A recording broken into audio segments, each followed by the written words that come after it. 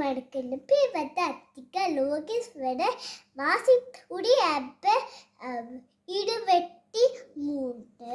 நான் இது ஜெல்லி பற்றி சொல்ல போறேன். இது ஒரு ஜெல்லி. இது மஞ்சள் கலர் ஜெல்லி. இதுல மஞ்சள் எல்லாம் இருக்குது. மஞ்சள் சீனி மாடி உப்பு மாடி வேற என்ன மாடி இருக்கும். மிக்ஸ் பண்ணி உள்ளுக்கு மஞ்சள் கலர் இருக்கும். உள்ளுக்கு மஞ்சள் கலர். இது நாங்கள் எல்லா இடத்துலையும் வேண்டினாங்க. இது ஜெல்லி செய்து சாப்பிடலாம். இது அக்காவும் சாப்பிடலாம். நானும் சாப்பிடுவேன். இது என் ஃப்ரெண்ட்ஸாக்களும் சாப்பிடுவேன். இது வேட கலரும் இருக்குது.